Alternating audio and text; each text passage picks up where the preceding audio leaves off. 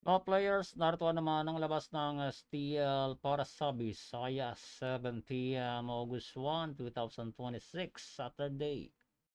At ang labas natin para sa Lapu-Lapu City, 527, Mandawi City, 172, Cebu City, 833, Province of Cebu, 856, Bohol 026, Negros Oriental 322, Negros Occidental 1234. At yan ang mga resulta natin para sa oras na ito.